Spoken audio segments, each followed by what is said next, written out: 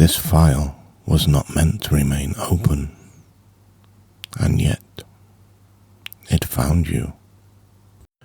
You are now entering a recorded field transmission from the Department of Lost Places. This is archive entry 011. The subject of this record is known as the Lighthouse at the Edge of Winter. Among the many locations presently maintained within department archives, few have been observed with such consistency. Its position remains uncertain. Its coastline appears on no chart. Its waters belong to no recognized sea. Yet descriptions gathered over more than a century remain remarkably similar. As though every observer has visited the same shore, the same tower, the same long winter evening. The lighthouse is said to stand where winter ends, or perhaps where it begins. Department researchers remain divided on the matter. The location appears resistant to precise classification. Like many threshold sites, it seems less concerned with geography than transition. Most recorded encounters occur during periods of deep winter.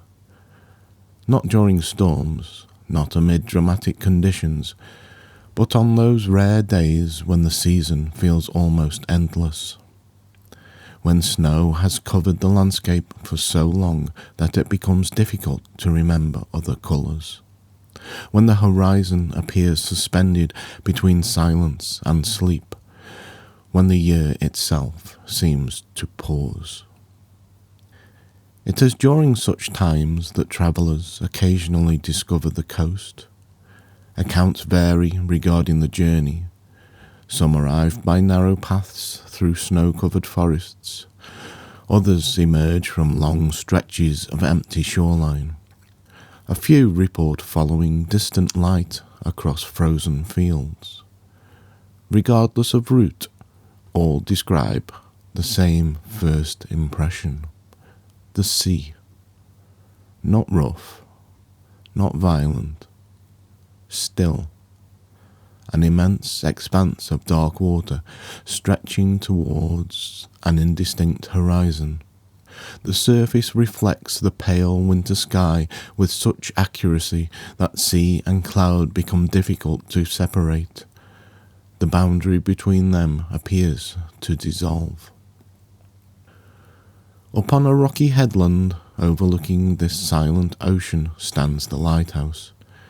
It is taller than most expect, built of pale stone weathered by centuries of wind and salt. Its lantern room shines with a warm amber glow, not bright, not commanding, simply present, a steady light within a landscape of blue, grey and white. Surveyors frequently remark upon the emotional effect of seeing the tower for the first time. Not relief, not excitement, recognition. As though they have always known it would be there. The path leading to the lighthouse winds upward along the cliffs. Snow gathers between stones. Frost decorates iron railings. The air grows colder with each step. Yet visitors consistently report feeling unusually calm. The climb requires little effort. The silence feels welcoming rather than empty. Halfway to the summit stands a wooden sign, simple, unadorned. The inscription has remained unchanged across every documented encounter. The light remains. No further explanation is provided. None appears necessary. The lighthouse door seems always to be unlocked. Visitors may enter freely. The department has never recorded an instance in which access was denied. Inside, the atmosphere differs noticeably from the coast beyond. The air is warm, not heated, simply warm. The stone walls seem to retain the memory of countless winters. The interior carries the faint scent of old books, lantern oil, and sea salt. A spiral staircase ascends through the tower. Small windows overlook the ocean at regular intervals. Each reveals a slightly different sea. One window may show calm waters beneath falling snow. Another reveals distant icebergs drifting through mist. Another opens onto a horizon illuminated by pale winter stars. No explanation for this phenomenon currently exists. The department believes the windows may not display different locations. They may display different winters. The distinction remains under investigation. Near the centre of the tower lies a circular room known amongst surveyors as the Keeper's Library. Despite the name, no keeper has ever been conclusively identified.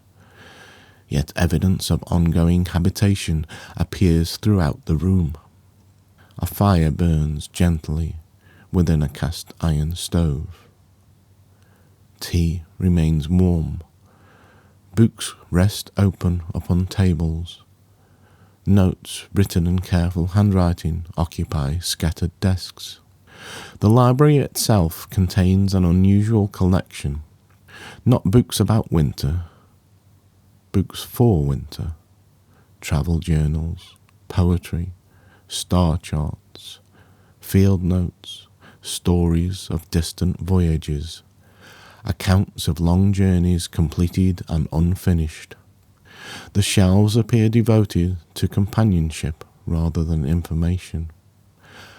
Visitors often find themselves reading for extended periods. Hours may pass unnoticed. Some report discovering passages that seem uniquely relevant to their own lives, yet upon returning later, the same passages cannot be found. The books remain, the words change. One recurring volume appears in nearly every account.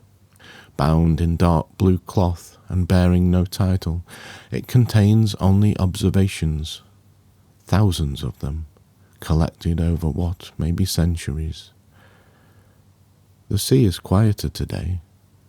The first snow arrived before dawn. A traveller passed the lighthouse at sunset. The stars were particularly clear this evening. Winter remains patient. No author is listed. No beginning exists. No ending has been located. The book simply continues.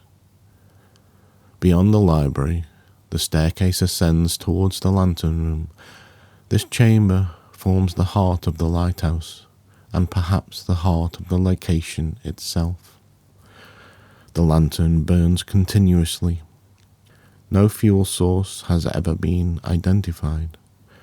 No mechanism has been observed. Its light appears constant under all conditions. Visitors frequently expect the room to contain some great mystery, an explanation, a revelation. Instead, they find only simplicity. Glass, light, sea, sky. And yet many remain there for considerable periods. Watching the beam sweep slowly across the winter ocean, watching darkness and illumination take turns across the water, watching distance itself become visible. Several surveyors have attempted to determine what exactly the lighthouse guides. No ships have ever been observed. No vessels appear on the horizon. No maritime traffic has been recorded. The prevailing department theory is therefore unconventional. The lighthouse may not guide travellers across the sea. It may guide them through winter itself. Not the season, the experience. periods of uncertainty, periods of waiting, periods when progress becomes difficult to measure, periods when the landscape of life appears dormant. In this interpretation, the lighthouse serves as a reminder not that winter will end, but that winter is survivable. One of the most unusual features of the location appears only after extended observation. Beyond the lantern room, a narrow door leads onto an exterior balcony encircling the tower. Most visitors eventually step outside. The view is extraordinary. Sea in every direction, snow-covered cliffs, distant stars emerging above the horizon, the slow movement of the lighthouse beam across water. Yet another detail consistently attracts attention. Far beyond the coast, scattered lights occasionally appear in the darkness, tiny points of amber illumination, too distant to identify, too numerous to ignore. Some believe they are ships, others suggest settlements. A few surveyors have proposed a more intriguing possibility, that each light represents another lost place, another archive, another impossible location waiting somewhere beyond ordinary maps. The department has neither confirmed nor denied this theory. Departure from the lighthouse is gentle. Visitors descend the staircase, cross the threshold, follow the path away from the coast. At some point, they glance back. The lighthouse remains visible, the lantern continues turning, the light continues shining. Then, often within moments, snow or mist obscures the view. When visibility returns, the tower is gone. The coastline has vanished. Only the ordinary world remains. Yet many visitors report carrying something away with them, not an object, not a memory, a feeling. The certainty that somewhere beyond the reach of charts and seasons, a light remains burning, steady, patient, unhurried, waiting for those who may one day need to see it. The department classifies the lighthouse at the edge of winter as type, seasonal threshold site, navigational beacon habitat, resilience archive, access level recurring, most frequently encountered during prolonged periods of uncertainty or transition. Final note from the archivist. Winter is often misunderstood.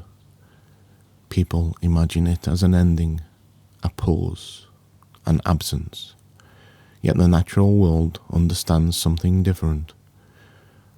Roots continue growing beneath frozen ground. Stars remain present behind cloud.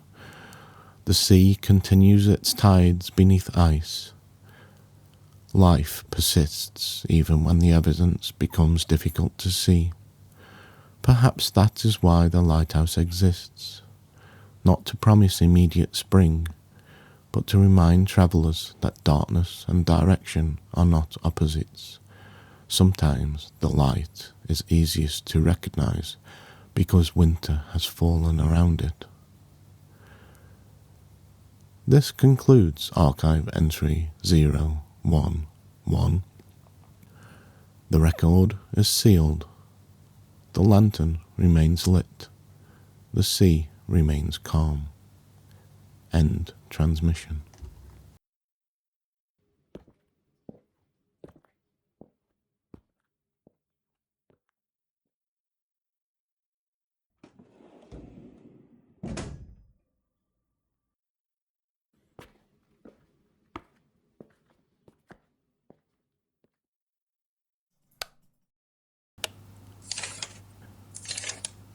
This file was not meant to remain open. And yet, it found you. You are now entering a recorded field transmission from the Department of Lost Places. This is Archive Entry 012. The subject of this record is known as The Village Beneath the Snowstorm. Unlike many locations maintained within department archives, the village is not hidden beyond a forgotten doorway, nor does it appear at the end of impossible roads. In fact, it may be encountered almost anywhere, provided the conditions are correct. The conditions, however, are unusually specific. A traveller must find themselves caught within a snowfall so complete that the ordinary world begins to disappear. Not a storm of violence, not dangerous weather, but a snowfall of remarkable persistence. The kind that softens distances, the kind that removes horizons, the kind that turns familiar landscapes into blank pages. Department records suggest that when visibility becomes sufficiently reduced, a curious phenomenon may occur.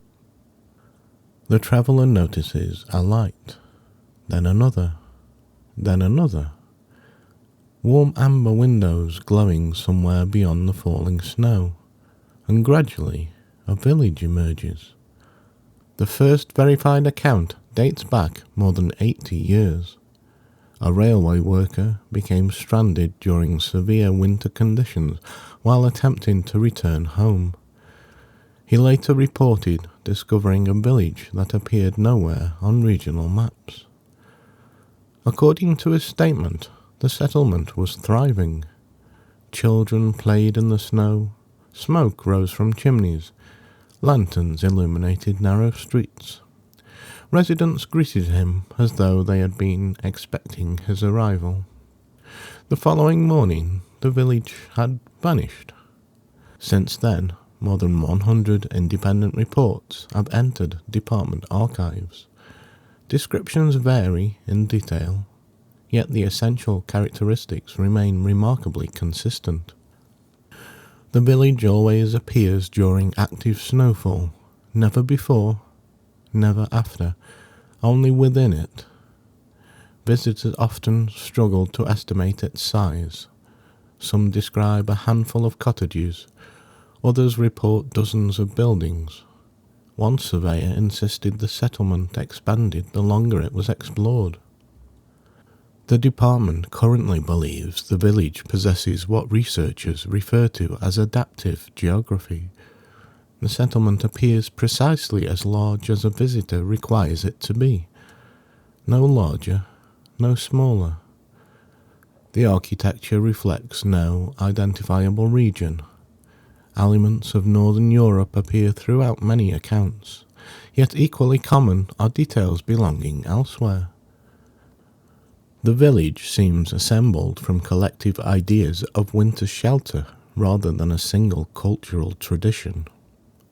Snow-covered roofs, stone pathways, wooden bridges, warm windows, quiet streets, everything appears familiar, yet impossible to place.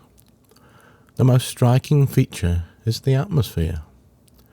Snow continues falling throughout every documented encounter, constantly, gently, without interruption, yet the village itself never appears overwhelmed by it.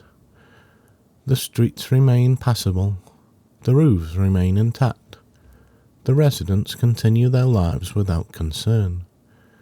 It is as though the snowfall belongs there, as though village and storm have reached an understanding. Surveyors frequently note an absence of urgency. No one rushes, no one hurries. Tasks are completed steadily. Conversations unfold naturally. Even silence feels comfortable. One department observer described the settlement as a place where winter is not endured, it is lived with. Researchers continue to regard this as one of the most insightful observations within the archive. At the centre of the village stands a communal hall. Every account includes it, though appearances differ. Some describe a large inn, others a town hall, others still a gathering house illuminated by lanterns. Regardless of form, its purpose remains consistent. People gather there. Visitors entering the hall are invariably welcomed. No questions regarding identity are asked. No explanations are requested. The assumption appears to be that anyone arriving through the snow has travelled far enough. Inside, fires burn continuously. Tables remain occupied. Warm drinks appear with unusual regularity. Department records contain surprisingly little information regarding food or beverage served within the hall. Not because visitors forget, because details seem unimportant. What people remember instead is how they felt. Warm, safe, expected. One surveyor wrote, "I had the strange impression that everyone in the room knew exactly what season of life I was experiencing and considered it entirely normal." The department has found no satisfactory explanation for this statement, yet similar observations occur repeatedly. Several visitors report encountering residents who seem unusually insightful. Not prophetic, not mystical, simply perceptive. Conversations often revolve around weather, snowfall, road conditions, the changing sky, yet beneath these subjects lies a deeper current. A discussion about winter may somehow become a discussion about patience. A conversation regarding snowdrifts becomes one about resilience. The language remains ordinary. The meaning travels further. The village appears skilled in speaking indirectly about difficult things. One recurring location within the settlement is known as the map room. Whether this designation is official remains unknown. The room contains hundreds of maps pinned across walls and tables. Interestingly, none depict geographical territories. Instead, they appear to chart experiences. One map records periods of waiting. Another charts paths through uncertainty. A third details routes between loss and acceptance. A fourth illustrates regions labelled simply, "Not yet." The department has been unable to recover any examples. Every copied map becomes blank shortly after leaving the village. Researchers therefore rely entirely upon witness testimony. Beyond the final row of cottages lies a small rise overlooking the surrounding landscape. A solitary bench rests there. The bench appears in nearly every documented encounter, and almost every visitor eventually sits upon it. From this vantage point, the village appears transformed. Lantern light glows softly through falling snow. Smoke drifts upward into the storm. Footsteps cross narrow streets. Windows shine against the winter darkness. The sight often produces an unexpected reaction. Relief, not because danger has passed, because belonging has become visible. The department believes this may represent the central function of the village, not shelter from winter, shelter within winter. The distinction is important. The village does not remove difficult seasons. It teaches visitors how to inhabit them. This interpretation gains support following the account of surveyor Eleanor Finch, whose observations previously contributed to archive entry 002, The House of Unfinished Summers. Finch spent several hours within the settlement before speaking with an elderly resident seated beside a fire. The resident reportedly made only a single comment regarding the snowfall outside. People always think the storm is the problem. When Finch asked what the real problem was, the resident smiled, forgetting there are lights beneath it. The statement has since become one of the most frequently quoted passages within department records. Departure from the village occurs gradually. Visitors leave by whichever road brought them there. The snowfall continues. The lights remain visible behind them. The sound of conversation drifts through the air. Then little by little, the storm begins to thin. Visibility improves. The landscape returns. Roads reappear. Fields emerge. The ordinary world resumes its familiar shape. When travellers turn to look back, the village is gone. Only falling snow remains. Yet many visitors report carrying a peculiar certainty afterward. Not that winter has ended, not that difficulties have disappeared, only that somewhere beneath every storm, lights remain burning. The department classifies the village beneath the snowstorm as type, seasonal settlement, shelter habitat, resilience community site, access level, occasional, most frequently encountered during prolonged periods of uncertainty, isolation, or emotional winter. Final note from the archivist.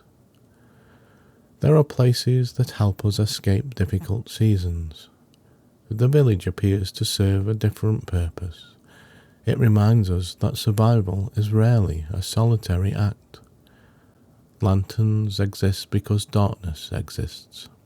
Fires exist because cold exists. Communities exist because winters do. Perhaps that is the lesson preserved here.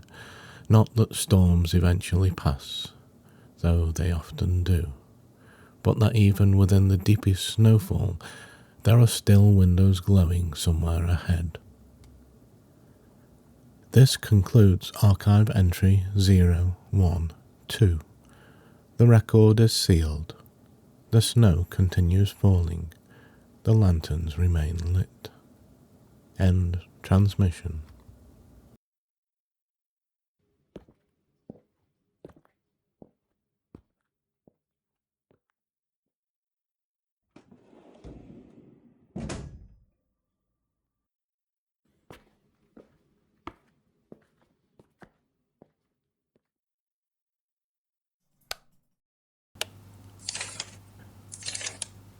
This file was not meant to remain open, and yet it found you.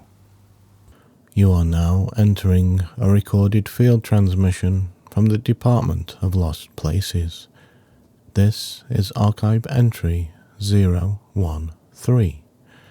The subject of this record is known as the Observatory of the Long Night. Of all locations currently maintained within department archives, few have inspired more speculation among surveyors.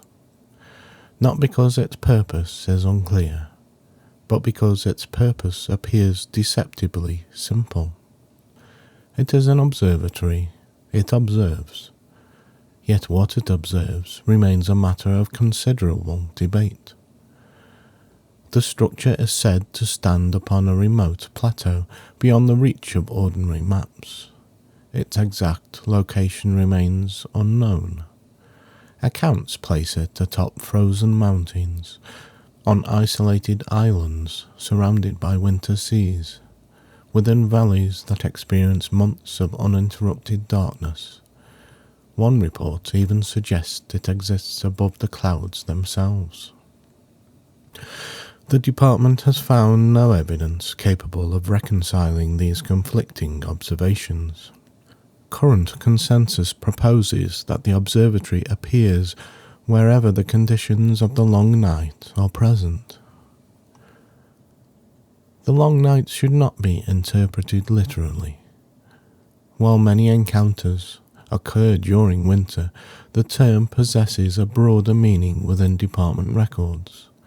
It refers to any period during which progress becomes difficult to perceive, a season of waiting, reflection, uncertainty, a time when answers remain beyond the horizon. It is during such periods that travellers occasionally discover the observatory. The approach is rarely remembered clearly. Visitors describe following starlight across snow-covered ridges, walking beneath unusually clear skies, climbing long paths illuminated by moonlight. The details vary. The destination does not. Eventually the structure appears. The observatory is immense, not grand in an ornamental sense, grand in the manner of mountains, built from dark stone, weathered by countless winters. Its domes rise above the surrounding landscape. Its towers overlook horizons stretching far beyond ordinary distance. The entire structure appears ancient, yet perfectly maintained. Most remarkable of all is its silence. No machinery can be heard. No voices drift through the halls. Even the wind seems reluctant to disturb the atmosphere surrounding the building. The main entrance bears a simple inscription carved into stone. The stars are patient. As with many inscriptions documented by the department, no author is identified. Inside, visitors encounter a vast circular hall. Maps line the walls. Charts occupy enormous tables. Constellations have been carefully recorded across countless pages. At first glance, the observatory appears dedicated to astronomy. Closer inspection reveals otherwise. The maps do not depict only stars. They depict cycles, patterns, returns, intervals. The same themes appear repeatedly. Things disappearing and reappearing. Things ending and beginning. Things becoming visible only after long periods of absence. The observatory appears interested not merely in objects, but in timing. Surveyors often report discovering records dedicated to phenomena unknown to conventional science. The return of lost confidence, the migration of forgotten ideas, the wintering of hope, the orbit of unanswered questions. Whether these records are symbolic or literal remains uncertain. The department no longer attempts to separate the two categories as rigidly as it once did. Beyond the central hall stretches a network of corridors and observation chambers.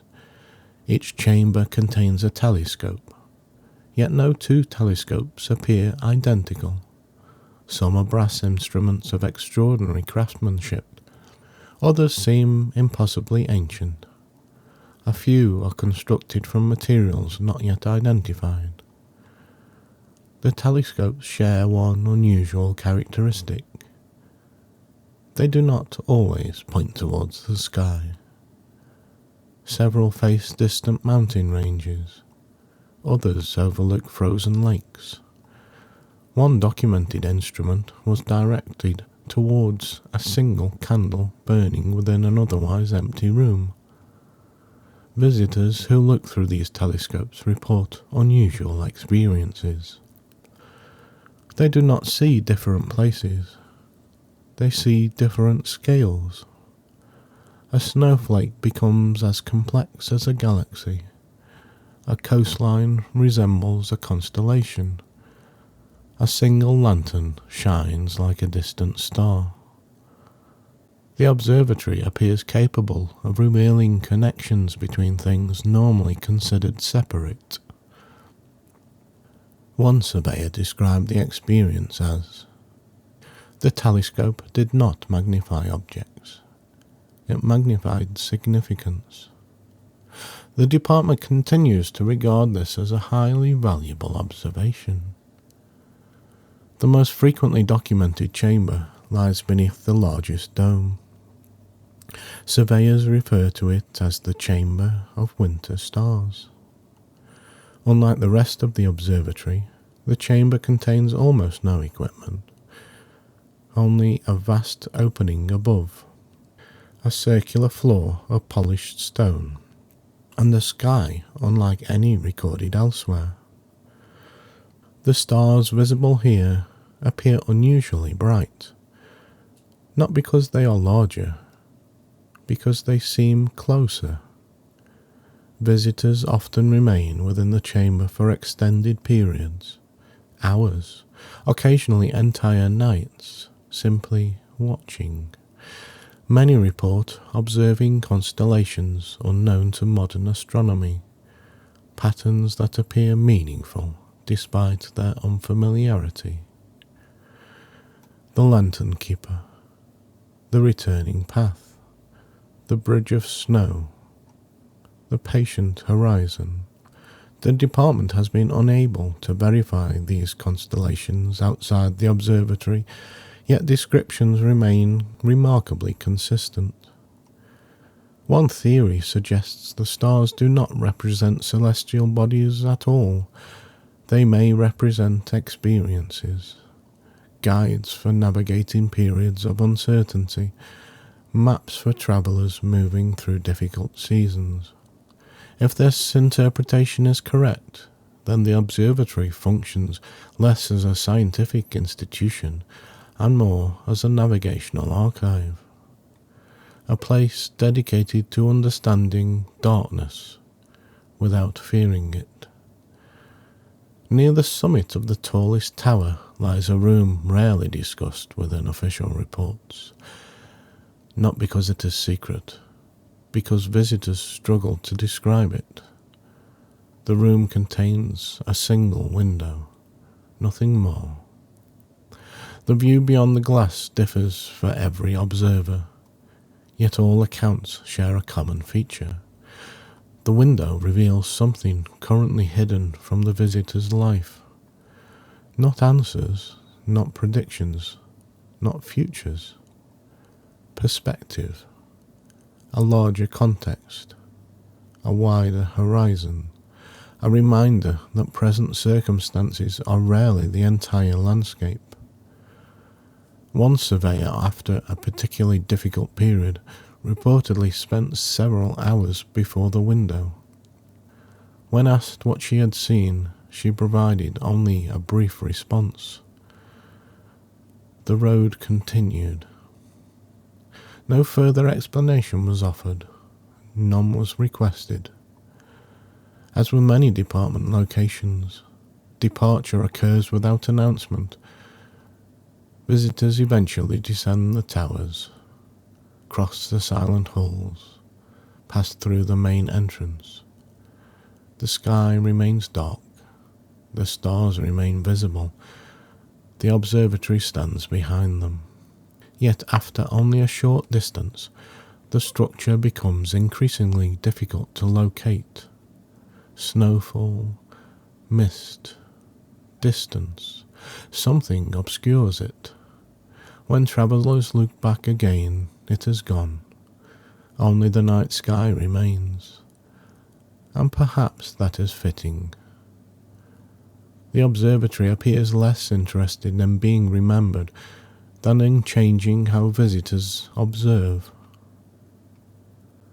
The department classifies the observatory of the long night as type, celestial observation site, temporal perspective archive, winter navigation facility, access level rare, most frequently encountered during prolonged periods of uncertainty, reflection, or personal transition. Final note from the archivist. People often speak of dark periods as though darkness itself were the problem. The observatory proposes another possibility. Darkness is also what allows stars to become visible. The night sky does not create constellations, it reveals them. Perhaps difficult seasons operate similarly, not by giving us answers, but by removing distractions long enough for certain truths to emerge. The stars, after all, were present the entire time. This concludes archive entry 013. The record is sealed. The telescopes remain aligned. The long night continues. End transmission.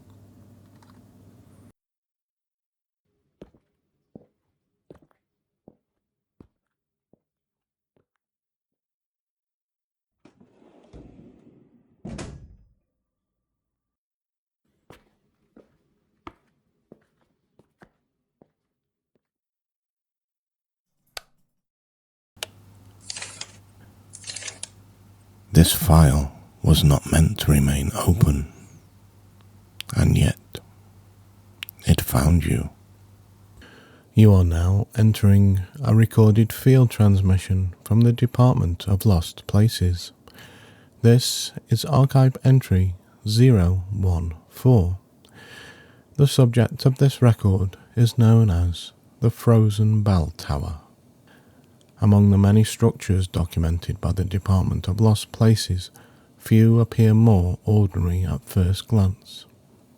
A tower, a bell, a winter landscape, nothing immediately impossible, nothing obviously mysterious, and yet the department has spent decades attempting to understand why the bell has never rung. The tower has been observed in numerous locations, at the centre of abandoned squares, on distant hills above snow-covered forests, beside frozen lakes, at the edge of villages that disappear when approached. The surrounding geography changes. The tower does not. Every report describes the same structure. A narrow stone bell tower rising above the winter landscape, weathered by age, covered in frost, its upper windows filled with pale blue light, a single bronze bell suspended near the summit. The bell is visible from considerable distance, and in every documented encounter it remains perfectly still. Not silent. Still. The distinction is important. Many visitors describe the unmistakable feeling that the bell is waiting to ring, as though a note hangs invisibly in the air, a sound held just beyond hearing, a moment held just before arrival. The first department record dates back nearly a century. A surveyor crossing a frozen valley noticed the tower standing alone upon a hill. Snow surrounded the structure in every direction. No roads led towards it, no footprints led away. Yet a narrow path appeared beneath the surveyor's feet as soon as the tower was noticed. The path has appeared in every subsequent report. Regardless of weather conditions, a single route always leads upward. Neither hidden nor obvious, merely present, as though the tower allows itself to be visited by those who have already begun the climb. The ascent is rarely difficult, yet visitors often describe an unusual sensation during the journey, the feeling that they are arriving later than expected, and earlier than expected, at the same time. Department researchers remain unable to explain this paradox. The tower appears closely associated with unusual perceptions of timing. Near the entrance hangs a wooden plaque. Though weathered by countless winters, the inscription remains legible. Not yet is also a season. This statement has become one of the most cited passages within department archives. The tower door opens easily. The interior is unexpectedly warm. Not heated. Warm, as though the stone itself remembers sunlight. A spiral staircase winds upward through several levels. Unlike many archive structures, the rooms within the tower are sparsely furnished. Simple wooden benches, lanterns, shelves containing journals, small windows overlooking the surrounding winter landscape. The journals have attracted considerable attention from department researchers. Every volume appears handwritten, yet no author is identified, and every entry follows a similar pattern. Seeds beneath frozen ground, a river waiting for spring to thaw, a letter still travelling, a bird preparing for migration, a tree gathering strength before flowering. At first glance, the observations appear unrelated. Over time, a common theme emerges. Preparation. The journals document things that are not finished becoming what they will become. One volume contains only a single sentence repeated hundreds of times. The season is working even when nothing appears to move. Several surveyors have reported becoming unexpectedly emotional upon reading it. Halfway up the tower stands a chamber known informally as the clock room. The room contains dozens of clocks, wall clocks, pocket watches, grandfather clocks, sundials preserved beneath glass, mechanical devices unlike anything recognized by conventional horology. Remarkably, none display the same time, and yet department investigators have confirmed that none appear broken. Every clock functions perfectly. Each simply measures something different. One may track the return of courage, another the healing of grief, another the arrival of understanding. A fourth appears dedicated entirely to unanswered questions. The clocks continue moving steadily, never rushing, never stopping. The department currently believes the room serves as a reminder. Time is not always measured by calendars. Some forms of progress obey different clocks. Eventually visitors reach the summit, the bell chamber. The room is open to the winter sky. Snow drifts through the upper arches. Frost patterns decorate the ancient stone. Above everything hangs the bell itself. It is larger than expected, far larger. Its bronze surface bears inscriptions weathered beyond translation. Ice clings to its edges. Moonlight reflects across its curved surface. Visitors often experience a powerful urge to ring the bell. No explanation has been identified. The impulse appears nearly universal. Yet no one ever does. Not because they are prevented, because the closer they approach, the more clearly they understand something. The bell is not waiting to be rung. It is waiting for its moment. Several surveyors report receiving this understanding instantly. Others describe a gradual realization while standing beneath the bell. The message remains consistent.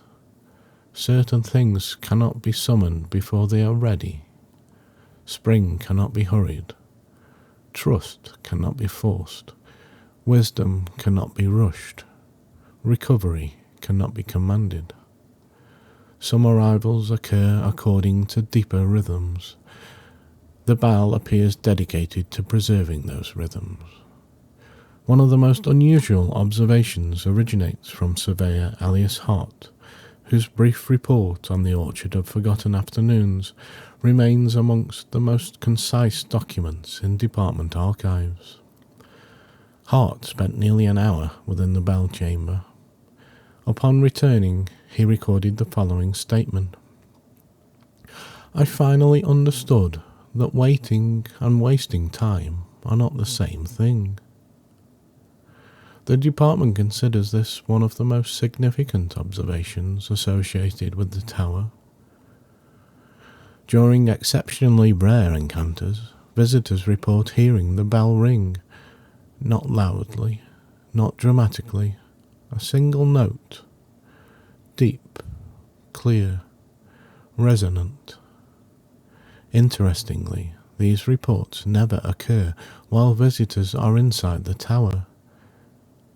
The sound is always heard after departure, sometimes days later, sometimes years.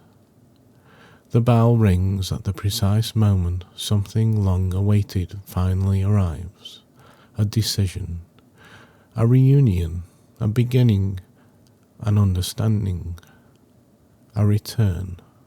Whether the sound is literal or symbolic remains unknown.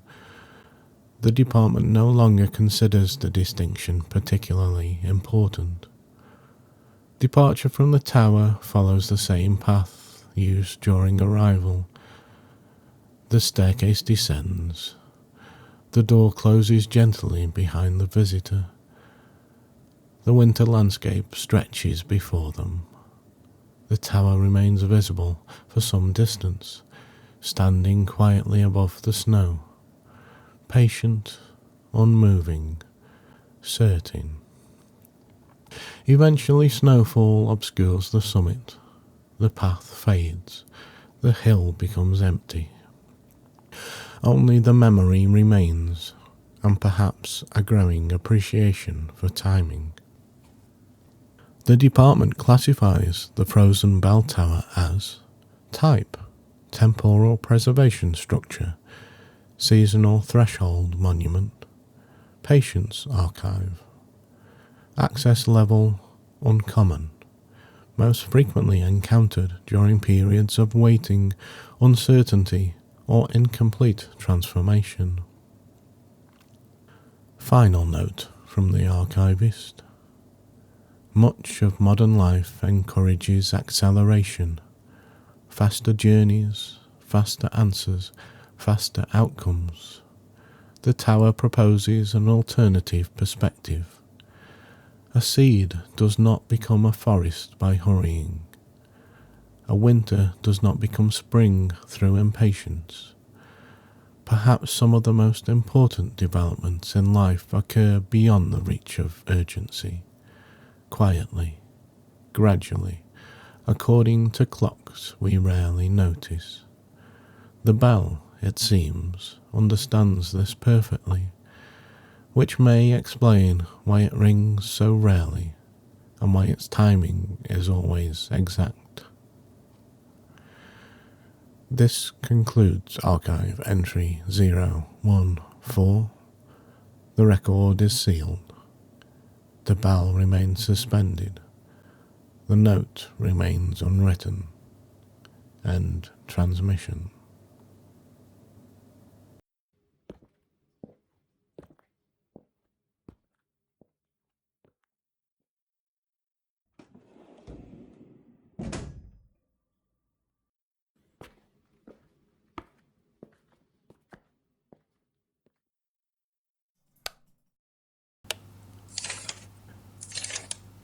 This file was not meant to remain open, and yet it found you. You are now entering a recorded field transmission from the Department of Lost Places. This is archive entry 015. The subject of this record is known as the Winter Garden Beneath the Hill. Of all locations presently maintained within department archives, few are more frequently misunderstood. Visitors often expect beauty, and they find it. Others expect mystery, and they find that as well. Yet neither appears to be the true purpose of the garden. The department's current assessment is considerably simpler. The garden exists to preserve beginnings, not visible beginnings, not dramatic beginnings, the quieter kind, the kind that occur long before anyone notices.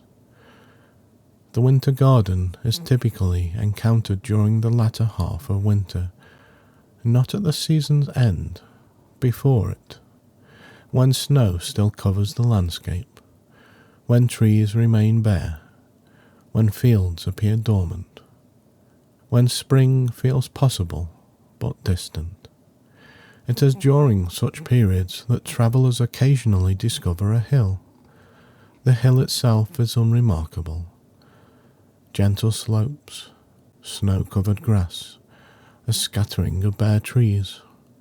Nothing immediately suggests the presence of an archived location. Yet visitors frequently notice something unusual. A door, not attached to any visible structure, not connected to any building, simply a weathered wooden door set into the side of the hill. Accounts remain remarkably consistent regarding its appearance. Green paint, faded by age, iron hinges darkened by time, a brass handle polished through use. The door is always closed, but never locked. Most visitors hesitate before opening it, not from fear, from uncertainty. The door appears so unexpected that it briefly interrupts ordinary assumptions about the world. Yet curiosity almost always prevails. Beyond the threshold lies a staircase descending gently into the earth. Warm light glows below. The scent of soil drifts upward, and with every step the air becomes less like winter. Not warmer, more alive.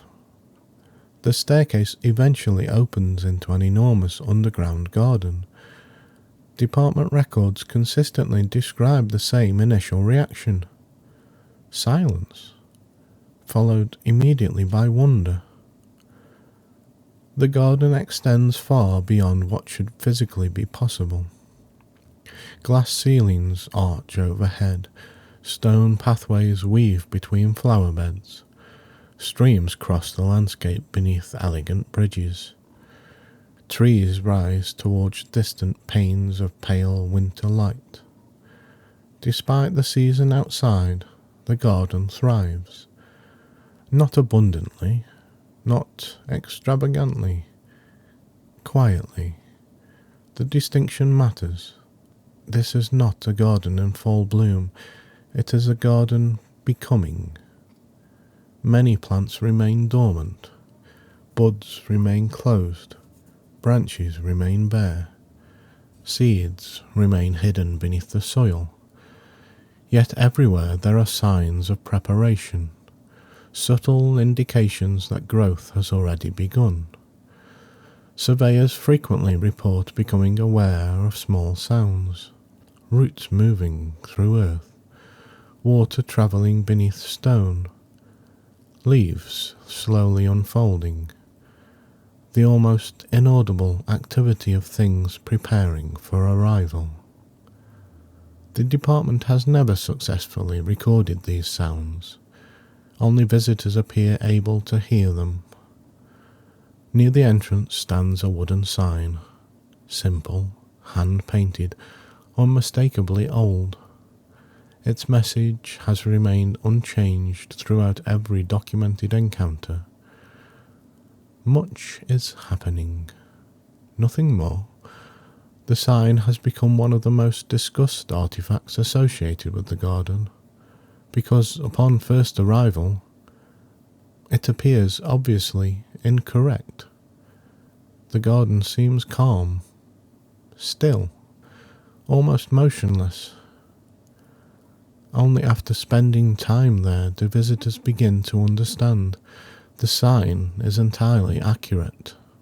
One of the most frequently documented locations within the garden is known as the Seed Library.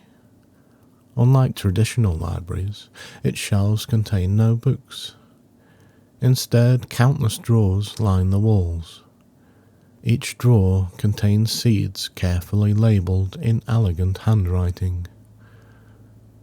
The labels, however, do not describe plants. They describe possibilities. Confidence, friendship, patience, understanding, creativity, forgiveness, curiosity. The department remains uncertain whether these labels should be interpreted literally, yet visitors consistently report the same impression. The library is not cataloguing flowers, it is cataloguing growth. One surveyor noted that many drawers appeared almost empty, others contained only a single seed. A few held hundreds. When asked what determined the quantity, no explanation could be found. The drawers simply contained what they contained. Further into the garden lies a greenhouse unlike any location documented by the department. Surveyors refer to it as the House of Small Beginnings. Within, countless seedlings emerge from dark soil. None appear remarkable. Most are barely visible. Yet visitors often spend considerable time observing them. The reason remains difficult to articulate. The seedlings seem important, not individually, collectively. Each represents something that had started but not yet become visible to the wider world. An idea, a skill, a friendship, a recovery, a journey. The greenhouse appears dedicated to the earliest stages of transformation, stages often overlooked elsewhere. One particularly intriguing report originates from surveyor Eleanor Finch. While exploring the greenhouse, she encountered an elderly gardener tending several rows of seedlings. The gardener's appearance varies considerably across witness accounts. As with many recurring figures in department records, consistency remains elusive. Yet the conversation reported by Finch appears frequently in other encounters.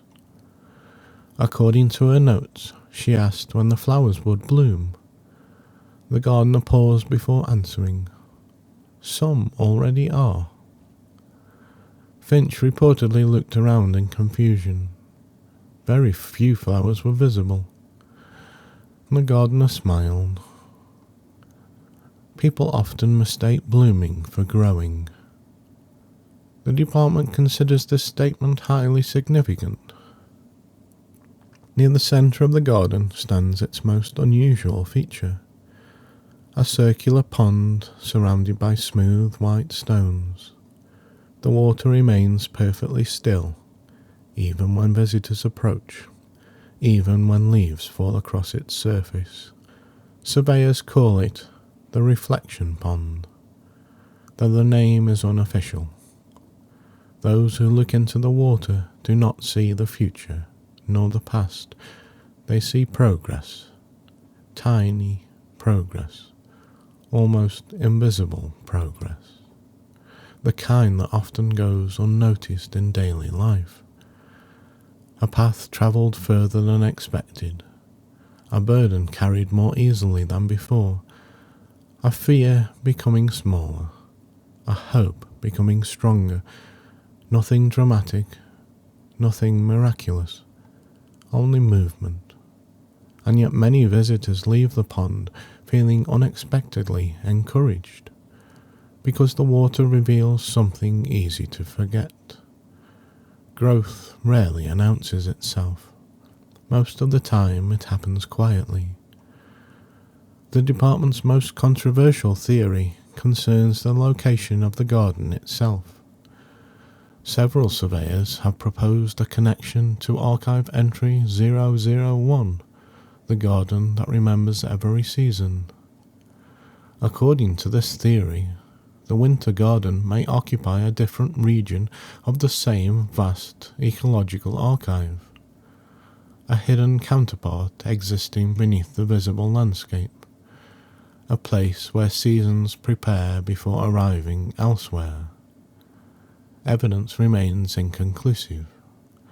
The department neither confirms nor rejects the hypothesis. The possibility, however, remains under active review. Departure from the garden occurs by the same staircase through which visitors arrived. The ascent feels shorter than expected. The winter air returns gradually. The hill emerges once more. When travellers turn around, the door is gone. Only snow-covered earth remains. Yet many visitors carry a lasting impression afterwards.